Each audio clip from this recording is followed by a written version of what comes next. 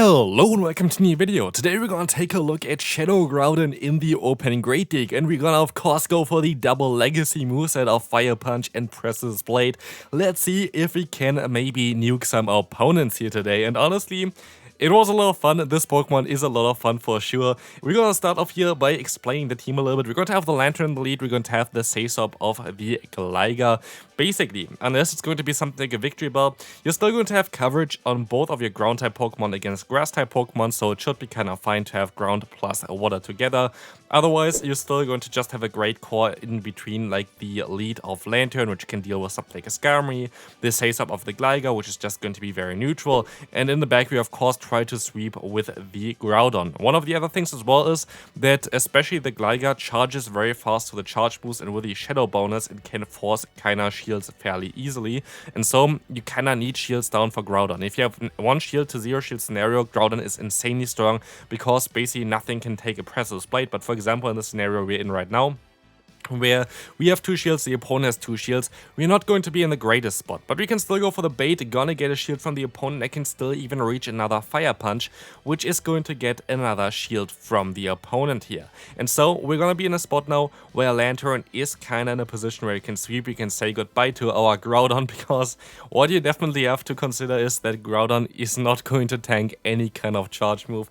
It is very, very squishy, it is insanely squishy, which is totally fine. Not every Pokemon can be super bulky, and I feel like it is definitely a benefit here as well for this Pokemon to not be super bulky, because it's way more fun to play.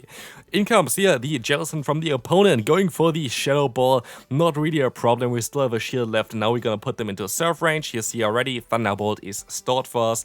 We still have to go for one more fast move because one Thunderbolt is not enough to knock out the Dub Wall, and so we try to basically maximize the amount of damage that we can get onto the opponent. One more Spark, all it takes, and we can move on into the next battle. Interesting, one thing that I encountered quite often today, or like at least in those battles, is actually Medicham. Medicham is kinda getting a comeback right now, which is interesting in my opinion. I would not say that the current meta is really great for Medicham. Of course, my team is kinda decent for it.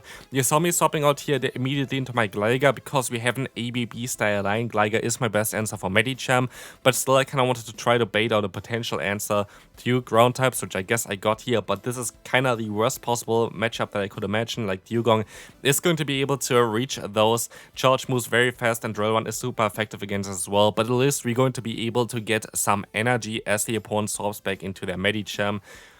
I can still try my best here. I just gonna try to get to another Surf afterwards. I'm not too sure if I'm going to be able to reach it. Let's see if we can take a move. I'm not going to use a shield, that would be suicide already. It's a Psychic, we can still survive it, but with 1 HP, and so I'm just gonna let this move go through. Say goodbye to our Groudon, say goodbye to this battle, and we can move on to the next opponent. What I have to say, there's going to be a battle coming up in this video as well, which was one of the most infuriating battles based on what Niantic did to me that I ever had. Like, you're going to see it as well. It would have been the perfect battle, but Niantic said no, and you're gonna see it later on. It is definitely something worth watching because, like, honestly, I felt so mad after that one. Like, I barely really feel any emotions from playing Go Battle League, I have to say, but for this one it would have been so perfect. But yeah, you're gonna see it later on. Definitely stay tuned till then. But also, if you enjoy those early content and those early showcases for those legendary Pokemon, would really appreciate if you leave a like on the video and subscribe if you haven't already. Would really help me out as well, so make sure to do this. Would really be cool for me in general, and we're gonna get closer to the 75,000k on YouTube, which is I would really like to hit 100k eventually, just because like you get this cool plate for it, and I kind of want to really have this one. Like, I know that I'm not gonna get anywhere above like 100,000, like to like the next one would be like 1 million or whatever. No way, especially not with Pokemon Go. But I would really appreciate if you just subscribe. It's free, would really appreciate it. But yeah, let's move on here. We're gonna see the matchup of Poliwrath against our Gligar, which is going to be still okay because the opponent's Pokemon that they still have left going to not really appreciate our Lantern. I know what the opponent's plan is, so I'm just going to let this move go through. They just want to drop our attack. They're going to have, of course, the Poliwrath here. Maybe I should have went for a charge move, I am not too sure, but they're still going to have the charger bug in the back, and I try to go for the full farm down. It works out. We have 100 energy. I decided to go for one fast move first because this is the perfect alignment. Like, basically it's just one free fast move to get in, but the opponent let this move go through, and so As you can see, I have 2 serves still stored, my Lantern is still alive, and so we can go ahead, knock them out with another serve, and we can actually win this game, which was a little bit of a difficult one, but let's move on to the next opponent.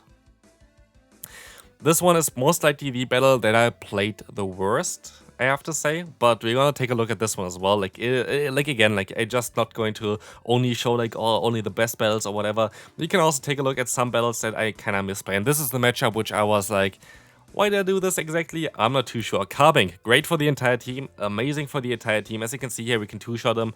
I decided to go for the Aerial Ace. I don't know why. If I went for the dig, I would have been able to just get rid of him, and I would have been able to align myself correctly. And like now, the opponent has a Moonblast stored, the opponent has a million energy basically, and I make it even worse for me. Like, you're gonna see it here as well. I decided to go ahead and use a shield because Moonblast still would chunk. Again, I don't think this was a smart decision to go for the shield here, but I do it even worse. I decided to swap out here into the Groudon, and now we can take a Moonblast, which is basically knocking us out. So please don't do what I did here. Like, literally, if I just went for the dig, I would have been able to at least have a chance here in this battle. We're gonna see what they have in the back here as well, which is a Pokemon which would have been very tricky, I have to say, so I don't think it would have really mattered too much. But it definitely would have gave us a fair chance of winning. But as you can see here, the opponent is going to have in the back a Giratina. So, good game there. Let's move on to the next opponent. Finally, a fairly decent lead. We're going to see a Dugong, we're going to see also a Charjabug coming in. Cool thing here is the opponent is going to get kind of hardwalled. They have no chance of really realigning, which is kind of great for us. The awkward thing is, I'm fairly certain the opponent plans for this. So there's going to be something in the back most likely, which I don't want to face with my Pokemon in the back, or just in general, they try to bait out a potential Gligar with a team comp that they have. So there's going to be a Pokemon in the back for sure that's going to be weak to Gligar, I would imagine. I actually don't know anymore, like I'm not saying that because I know already what they have in the back, but I would imagine, based on the team comp, that they're going to try to literally bait out the Gligar with their lead as well as their Say Swap, which would make a lot of sense. And there's most likely something like a Fighter in the back I could see for this team, but we will find out shortly, I would imagine. It's going to be a Gligar, so never mind. Actually, it's going to be a kind of neutral scenario here.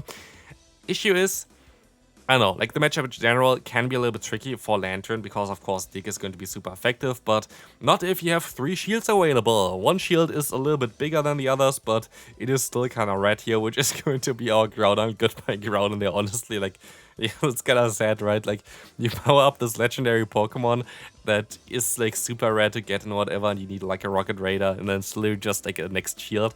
But honestly, I have a lot of fun with Groudon, and like, unlike for example Kyogre, I could really imagine that I'm going to take a look at Groudon quite often in like different kind of metas, because it's more versatile than Kyogre. Kyogre is literally just doing water type damage. It just like 2-shield, it goes brr, but like otherwise it's not really the greatest Pokemon. And so I feel like Groudon is way more fun to play, has a little bit more potential just because it charges fast, it has Precipice Blade, it has a Fire Punch as a bait move. So it's a cool Pokemon to have, and I would recommend you to try to get one for the Great League because it is kind of rare to have. So yeah, it is what it is. Let's move on to the next opponent. This was actually the first battle that I had with this team, and I was like, what are the chances? Like, what are the chances of getting a Victreebel? And I think this is actually going to be the first Precipice Blade hitting here today, so let's take a look at this one. Boom! Going to do a ton of damage against the Dugong. Like, you know how bulky Dugong is. But yeah, what are the chances of getting a Victreebel first battle, which is like the one Pokemon that destroys the entire team, in the lead especially. Like, if they use a Say Swap, I don't care. Like, I literally don't care. But here, it is what it is. We're going to now have to encounter basically the Victreebel.